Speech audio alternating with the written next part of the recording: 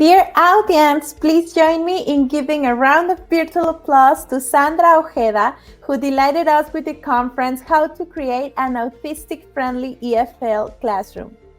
Inclusion has taken a remarkable role in what we today call 21st century education. Creating a safe environment for students in general must be a top priority for educators. In consequence, supporting students who are diagnosed in the autistic spectrum will not be perceived as a problem, but as an opportunity to explore unknown territory and improve our teaching. Welcome, Sandra, and thank you for being part of BBL 2024. It is an honor to have you here sharing your expertise.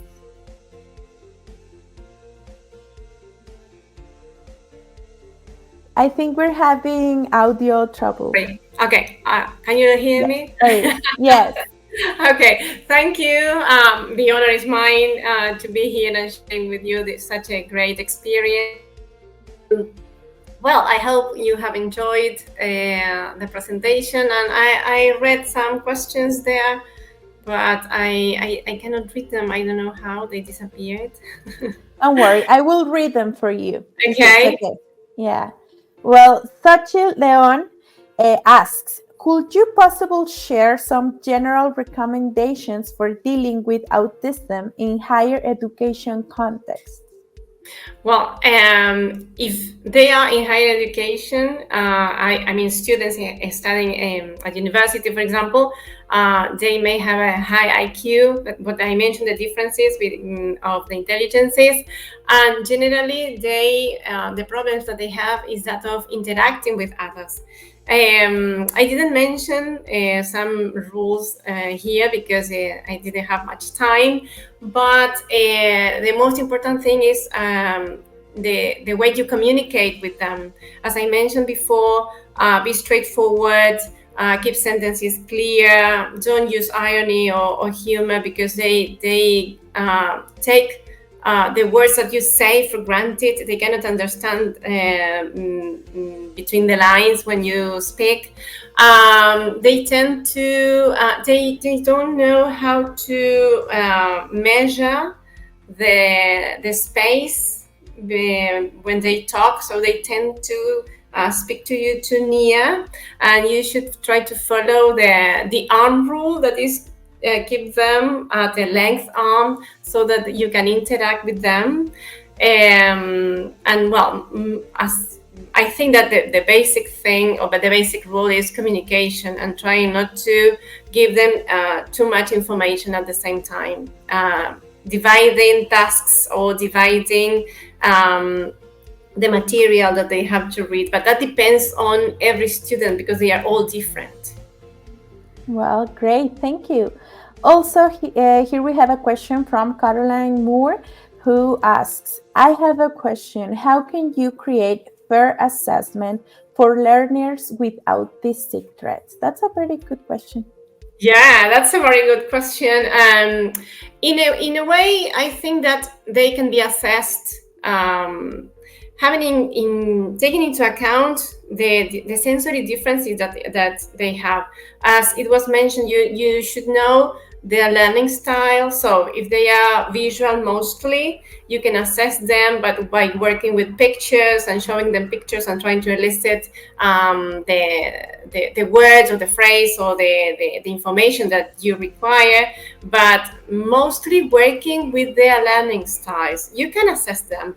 But the way you assess all the other students, you are supposed to give formative assessment, trying to find different ways of assessing students, not just tests, because if you use them, of course, they will fail.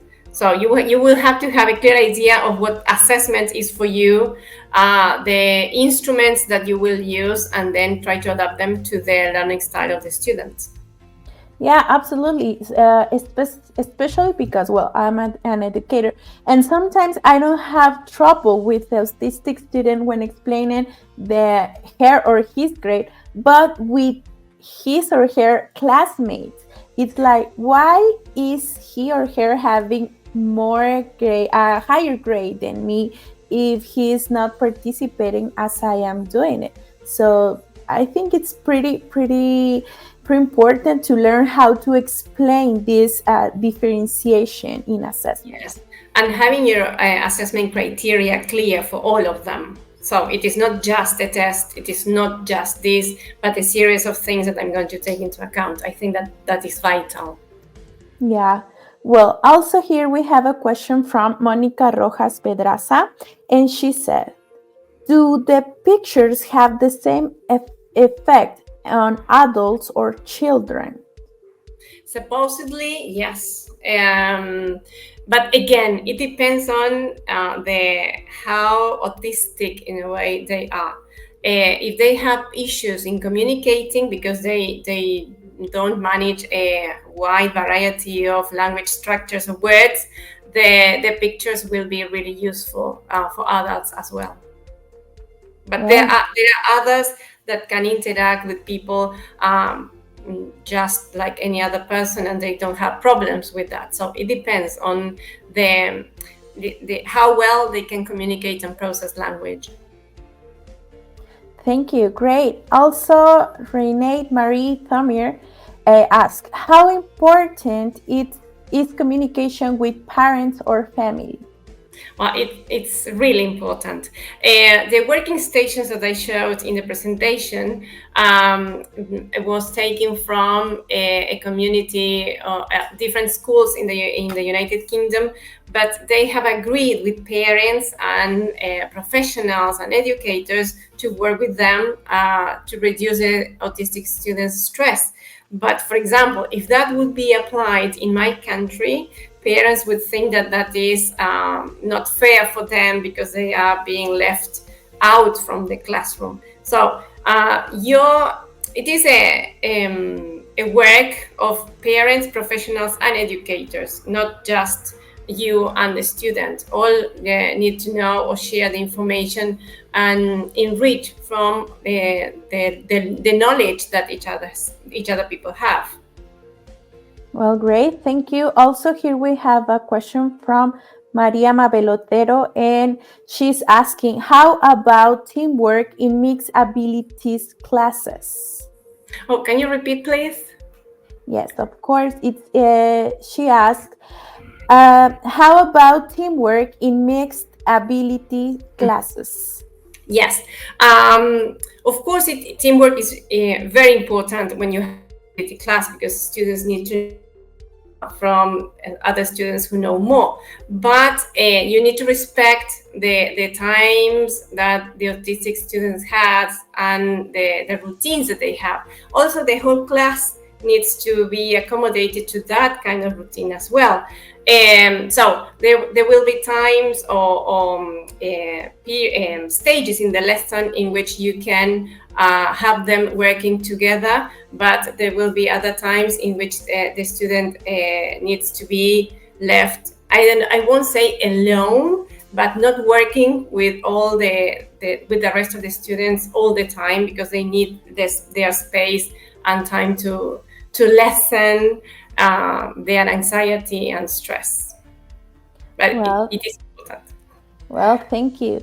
And I think Beatriz Ledesma Fernandez is speaking for all of us, but could you recommend us some ludic activities or games for them? Yes. Well, first of all, it is difficult to give a piece of advice in general because it depends on the student. You really need to know what are their sensory issues, because I can tell you, okay, you can use, for example, the fidgets with them or try to play games using TPR, but that is if they need to be to get stimuli from the environment by moving, because they also have problems with the understanding their body. Let's say it is called prior perception. They have some issues of stimuli with through the senses. So working like with activities like TPR with children could be beneficial with hypersensitive students, but hypersensitive won't be able to carry them out because it would be too much for them. So it depends. You can work with a lot of games as you use with your regular students, but you need to know which are the sensory problems that the autistic person has. For Well, example, sorry, one more don't worry, thing. don't worry. If they are hypersensitive to sound, for example, games, competitive games won't be advisable because all the noise that students make when they are playing won't be beneficial for them unless you ask them to bring headphones so they can reduce the, the, the, the sounds that they get from the environment. So that depends. Yeah. We need to know our student assistant. Yes. Well, Sandra, we could not be more grateful to have you here today. This session has almost come to an end, but let me just say on behalf of the British Council and all the people who are making this event possible, thank you. It was an extraordinary experience to learn from you and collaborate together in this very special topic. Oh, thank you for having me here. It was an honor. Well, see you next time. Bye-bye. Bye. For the people in the audience, here's a message. Help to build a community by sharing your experience. Have your say during the event using the handle at MXBritish on Instagram and Twitter. Don't forget the hashtag BeBuild2024. Also, have your say during this event, and we are inviting you to answer the questionnaire which you can find in the lobby. Your responses will be treated anonymously, and the questionnaire respondents will participate in the raffle at the end of the event. Thank you, everyone, and let's see you on our next plenary session with Claudia Ray at 3 o'clock after lunchtime. Goodbye, everybody.